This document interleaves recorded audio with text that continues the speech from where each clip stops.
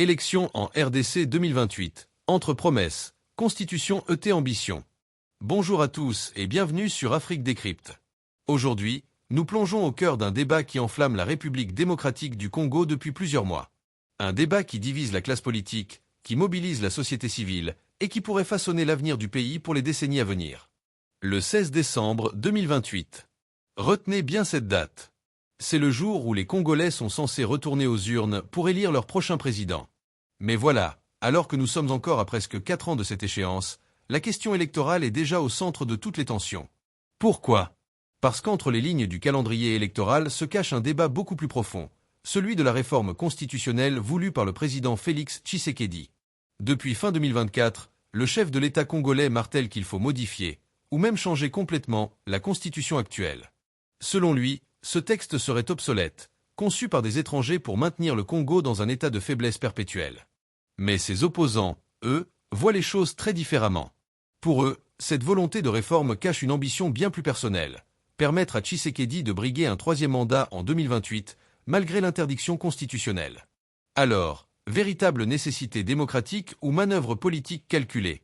Débat légitime sur l'avenir du pays ou coup d'État constitutionnel déguisé? C'est ce que nous allons décrypter ensemble aujourd'hui. Nous allons remonter le fil de cette histoire complexe, analyser les arguments de chaque camp, comprendre les enjeux réels, et surtout, nous demander, les élections de 2028 auront-elles vraiment lieu, et dans quelles conditions? Installez-vous confortablement. Cette histoire, c'est celle d'un pays immense, riche de ses ressources mais meurtri par son histoire.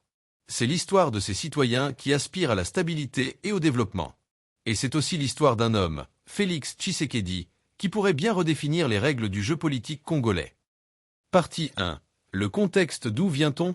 Pour comprendre où nous en sommes, il faut d'abord comprendre d'où nous venons. Et l'histoire électorale récente de la RDC n'est pas simple. Décembre 2023. Le Congo organise son 3e cycle électoral depuis l'adoption de la Constitution de 2006. Félix Tshisekedi, au pouvoir depuis 2019, brigue un second mandat. Sur le papier, c'est une élection démocratique. Dans les faits, c'est un chaos organisé.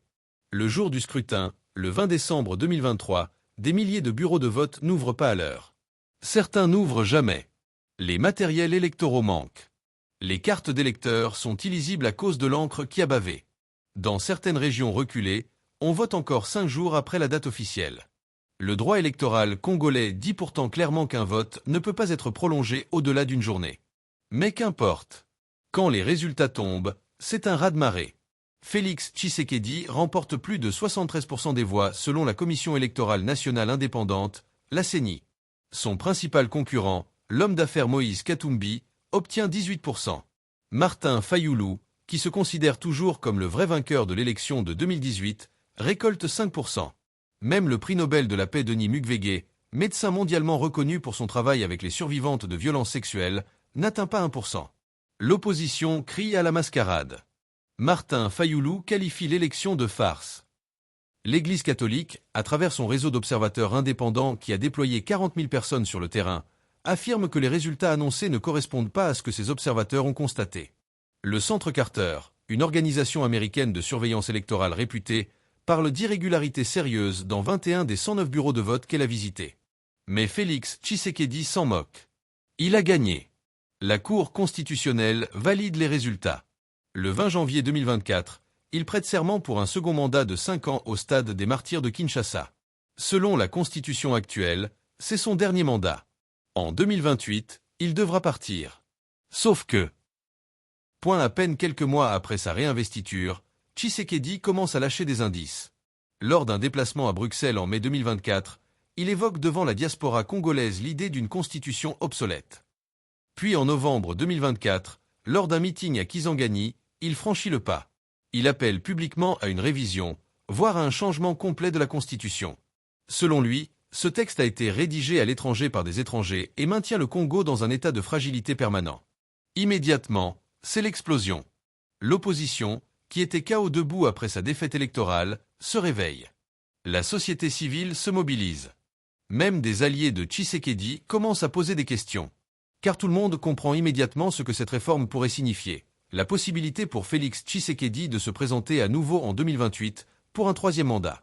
Et c'est là que le 16 décembre 2028, cette date annoncée par la CENI pour les prochaines élections devient soudainement beaucoup plus qu'une simple échéance électorale. Elle devient un test pour la démocratie congolaise. Elle devient le symbole d'un affrontement entre ceux qui veulent préserver l'alternance démocratique et ceux qui croient qu'un homme providentiel peut rester au pouvoir tant qu'il juge sa mission inachevée. Point partie 2. Les arguments de Tshisekedi, une constitution imposée? Alors, pourquoi Félix Tshisekedi veut-il absolument modifier cette constitution? Écoutons ses arguments. Et croyez-moi, il mérite qu'on s'y attarde, car il révèle beaucoup sur sa vision du pouvoir et son rapport à l'histoire congolaise. Le principal grief de Tshisekedi concerne l'article 217 de la Constitution. Accrochez-vous, parce que cet article est devenu l'épicentre du débat. Que dit-il? La République démocratique du Congo peut conclure des traités ou des accords d'association ou de communauté comportant un abandon partiel de souveraineté en vue de promouvoir l'unité africaine. Pour Tshisekedi, cet article est une bombe à retardement. Il permettrait, selon lui, à des puissances étrangères de démembrer le Congo sous prétexte d'unité africaine. Il parle de vente de la souveraineté nationale. Il affirme que cette disposition ouvre la porte à la balkanisation du pays. Et dans un pays qui a connu des guerres dévastatrices entre 1996 et 2003, qui voit aujourd'hui encore des rébellions soutenues par des pays voisins ravager l'Est, ces mots résonnent avec une intensité particulière. Le président ne se gêne pas pour utiliser un langage nationaliste très fort. Il compare parfois le président rwandais Paul Kagame à Adolf Hitler.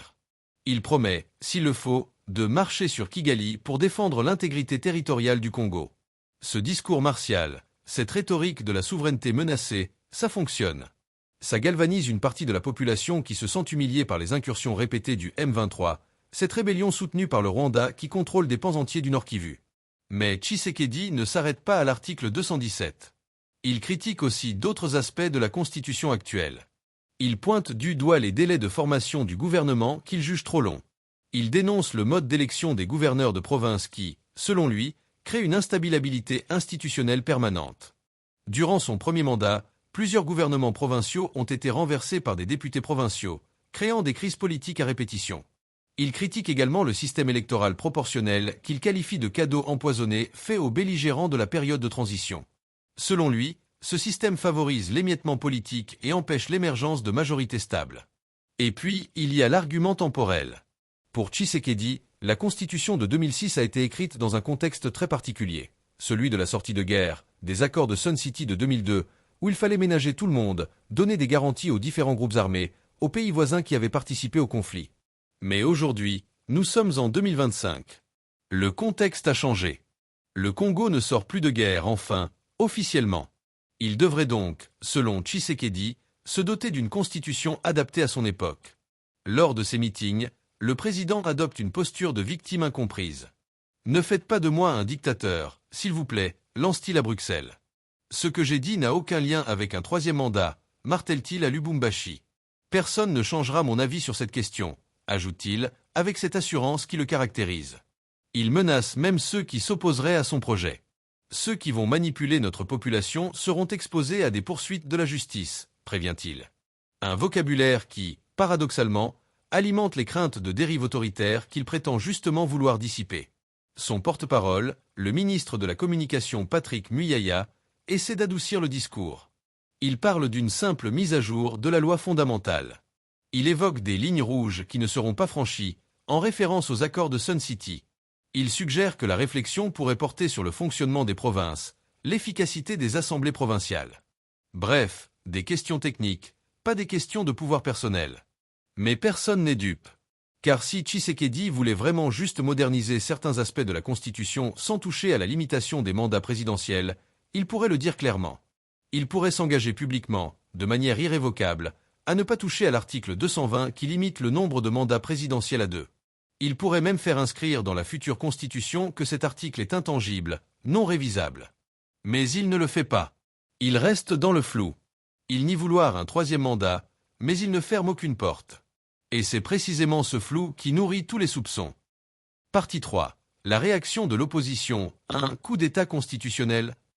Face à Tshisekedi et son projet de réforme constitutionnelle, l'opposition congolaise a réagi avec une vigueur rare. Et pour cause, cette question a réussi l'exploit de rassembler des ennemis d'hier en un front commun. Un front fragile, certes, mais un front quand même. Imaginez la scène, Moïse Katumbi, le riche homme d'affaires qui a longtemps été proche de l'ancien président Joseph Kabila avant de devenir son rival, Martin Fayulu, qui se considère comme le président légitime depuis 2018, Matata Ponyo, ancien premier ministre sous Kabila, et même Joseph Kabila lui-même, l'homme qui a dirigé le Congo de 2001 à 2019. Tous ces gens qui se détestent cordialement d'habitude se retrouvent aujourd'hui dans le même camp. Leur ennemi commun, Félix Tshisekedi et sa réforme constitutionnelle. En novembre 2024, ses opposants publient une déclaration commune au titre sans équivoque. Appel au sursaut patriotique contre le changement de la Constitution et un troisième mandat du président Félix-Antoine Tshisekedi. Remarquez le vocabulaire, sursaut patriotique. Ils placent leur combat sur le terrain de la défense de la nation, exactement comme Tshisekedi place le sien sur le terrain de la souveraineté menacée. C'est un affrontement de légitimité. Pour ses opposants, les choses sont simples. Trop simples, peut-être. Félix Tshisekedi veut modifier la Constitution pour une seule raison, s'ouvrir la voie vers un troisième mandat. Point. Tout le reste, les arguments sur l'article 217, sur la souveraineté menacée, sur la modernisation institutionnelle, ce ne serait que de l'enfumage. Une opération de lavage de cerveau, selon Prince Epange, président du Parti Action pour la démocratie et le développement du Congo. Hervé Diakiez, porte-parole du Parti Ensemble pour la République de Moïse Katumbi, est encore plus direct. Pour lui, il s'agit d'une manœuvre pure et simple pour permettre au président de briguer un troisième mandat. Martin Fayulu, jamais à court de formules, parle d'un projet désastreux et promet de s'y opposer fermement aux côtés du peuple. Mais le plus intéressant, c'est l'argumentaire juridique développé par l'opposition. Il invoque l'article 64 de la Constitution qui énonce les devoirs du président. Selon eux, Tshisekedi a prêté serment de respecter et de protéger la Constitution.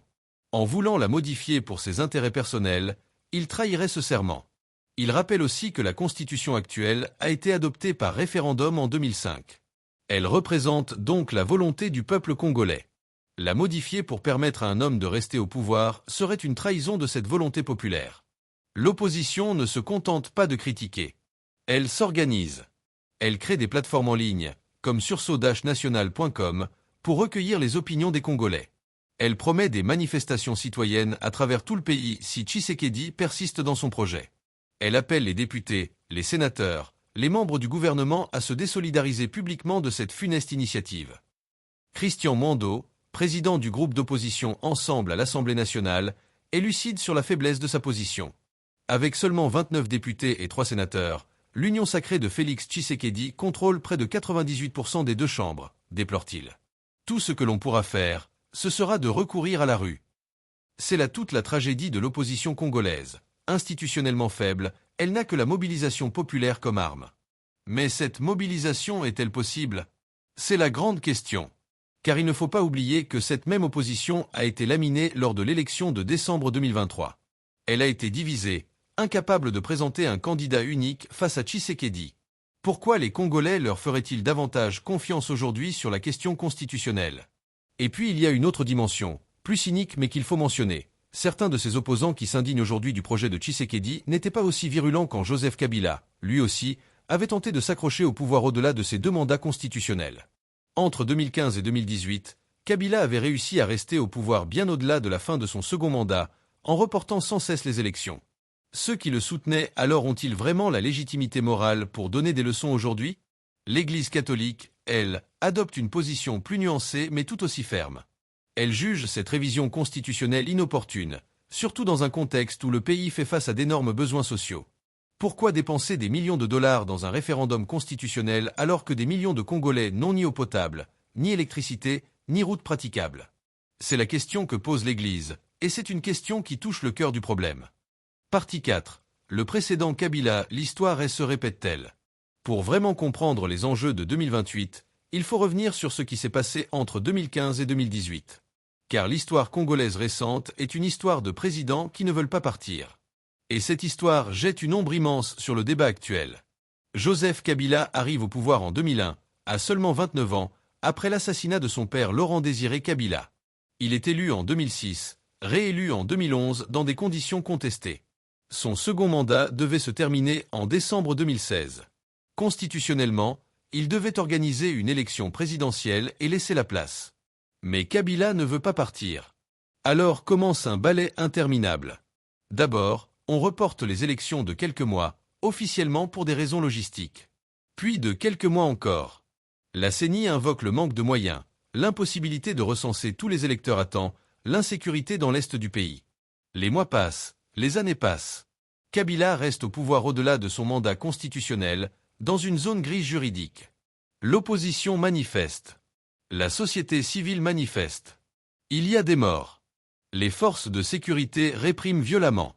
En décembre 2017, lors d'une marche organisée par l'Église catholique, plusieurs manifestants sont tués par balles. La communauté internationale met la pression. Des sanctions sont évoquées. Finalement, sous la pression intérieure et extérieure, Kabila accepte de ne pas se représenter. Mais il impose son dauphin, Emmanuel Ramazani Shadary. Sauf que Shadary, dans la campagne, fait figure de boulet. Les sondages le donnent loin derrière Félix Tshisekedi et Martin Fayoulou. L'élection a lieu le 30 décembre 2018, avec 2 ans de retard. Et là, stupeur. Selon les résultats officiels, c'est Félix Tshisekedi qui gagne avec 38% des voix, devant Martin Fayoulou, 35%, et Shadary, 23%. Mais immédiatement, les soupçons d'un accord secret entre Kabila et Tshisekedi émergent. Comment expliquer que le candidat de Kabila arrive 3e, mais que le camp de Kabila obtienne en même temps une écrasante majorité à l'Assemblée nationale et au Sénat? La thèse qui s'impose est celle d'un arrangement. Tshisekedi aurait eu la présidence, mais Kabila gardait le contrôle du Parlement et donc du pouvoir réel. Une cohabitation imposée. L'Église catholique, dont les observateurs avaient surveillé le scrutin, affirme que les résultats annoncés ne correspondent pas à ce qu'elle a constaté sur le terrain. Mais Tshisekedi devient président quand même. Pendant 2 ans, de 2019 à 2020, cette cohabitation forcée paralyse le pays. Puis, en 2020, Tshisekedi réussit un coup de maître. Il retourne la majorité parlementaire de Kabila. Il débauche suffisamment de députés pour créer sa propre majorité, l'Union sacrée de la nation. Kabila est neutralisé politiquement. Tshisekedi a désormais les pleins pouvoirs. Pourquoi je vous raconte tout ça? Parce que cette histoire récente est essentielle pour comprendre le débat actuel. Elle montre plusieurs choses. Premièrement, elle montre qu'en RDC, les présidents ont du mal à accepter l'alternance.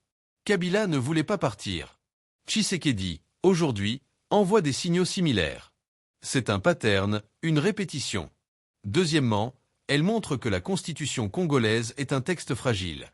On peut la contourner, comme l'a fait Kabila en restant au pouvoir au-delà de son mandat, on peut la bafouer, comme lors de l'élection de 2023 où des règles électorales claires n'ont pas été respectées, on peut envisager de la modifier, comme le fait Tshisekedi aujourd'hui.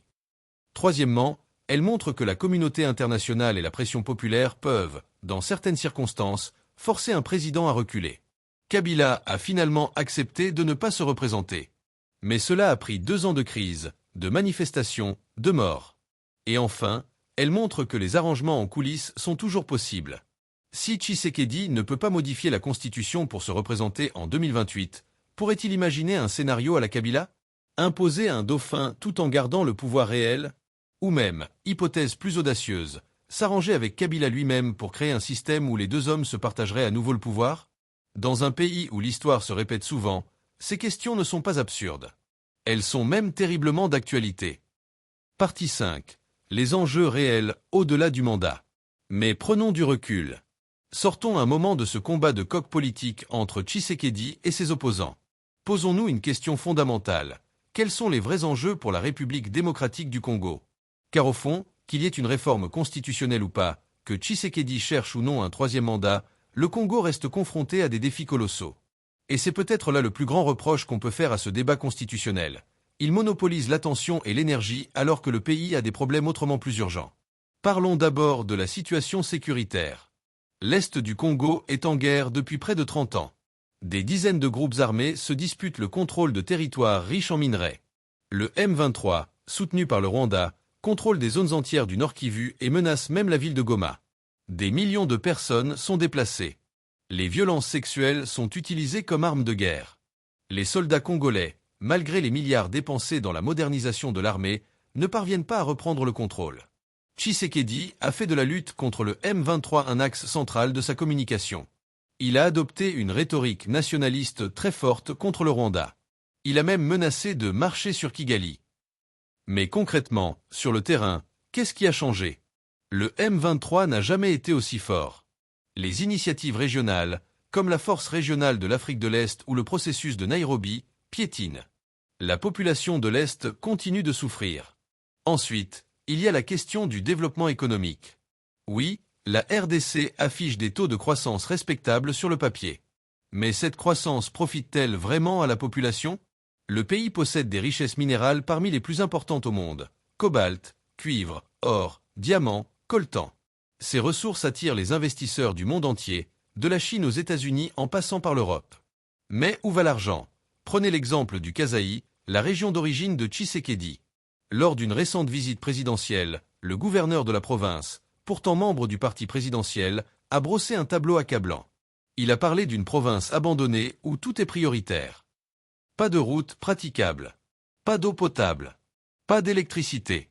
Des services publics qui n'existent que de nom. Et ce n'est pas qu'au Kasaï. C'est partout. Dans un pays qui pourrait éclairer toute l'Afrique grâce à son potentiel hydroélectrique, des millions de Congolais vivent dans le noir. Dans un pays traversé par le deuxième plus grand fleuve du monde, des millions de Congolais n'ont pas accès à l'eau potable. Dans un pays qui devrait être le grenier de l'Afrique centrale, des millions de Congolais souffrent de malnutrition. Tshisekedi a fait de grandes promesses. Il a annoncé la construction de routes, d'hôpitaux, d'écoles. Certains projets avancent, il faut le reconnaître. Mais beaucoup sont en retard, sous-financés, mal gérés.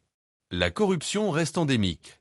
La fonction publique est pléthorique et inefficace. La masse salariale de l'État est énorme, mais les services publics sont défaillants. Et puis il y a la question démocratique, au-delà même de la limitation des mandats présidentiels. Les élections de 2023 ont été un désastre organisationnel. Des observateurs indépendants, y compris l'Église catholique, ont remis en cause leur crédibilité. Or, des élections crédibles, c'est la base de la démocratie. Si les citoyens ne croient plus dans le processus électoral, s'ils pensent que le résultat est joué d'avance, qu'est-ce qui les empêche de recourir à d'autres moyens pour faire entendre leur voix? La violence, par exemple. La Commission électorale nationale indépendante a annoncé que les prochaines élections auront lieu le 16 décembre 2028. Très bien. Mais quelle garantie a-t-on qu'elles seront mieux organisées que celles de 2023? Quelles réformes sont prévues? Quel budget est alloué? Quelle formation des agents électoraux? Quelle transparence du processus? C'est ça, les vraies questions. Pas de savoir si Tshisekedi aura le droit de se représenter ou non, mais de savoir si les Congolais auront le droit à une élection libre, transparente, crédible. Et au milieu de tout ça, le débat constitutionnel apparaît pour ce qu'il est, une distraction. Une distraction qui arrange Tshisekedi parce qu'elle détourne l'attention de ses échecs. Une distraction qui arrange aussi certains opposants parce qu'elle leur permet de se positionner politiquement sans avoir à proposer un véritable projet alternatif. Mais pour le Congolais ordinaire, celui qui n'a ni eau ni électricité, celui qui ne peut pas envoyer ses enfants à l'école parce que les frais sont trop élevés, celui qui a fui sa maison à cause de la guerre, est-ce que la Constitution de 2006 est vraiment son problème principal? Est-ce que savoir si Tshisekedi peut ou non briguer un troisième mandat change quelque chose à sa vie quotidienne? La réponse est non. Et c'est peut-être le drame de la politique congolaise. Une classe politique obsédée par le pouvoir, déconnectée des réalités du terrain, incapable de se projeter au-delà des enjeux personnels et partisans. Partie 6. Les scénarios possibles pour 2028. Alors, que va-t-il se passer d'ici 2028? Personne ne peut le prédire avec certitude. Mais on peut esquisser quelques scénarios plausibles. Scénario 1. Tshisekedi obtient sa réforme constitutionnelle et se représente. C'est le scénario qui inquiète le plus l'opposition. Tshisekedi contrôle près de 98% des deux chambres du Parlement. Mathématiquement, il a les moyens de faire adopter une révision constitutionnelle. Il pourrait soit modifier l'article 220 sur la limitation des mandats, soit changer complètement de constitution et remettre les compteurs à zéro, arguant qu'une nouvelle constitution signifie un nouveau départ.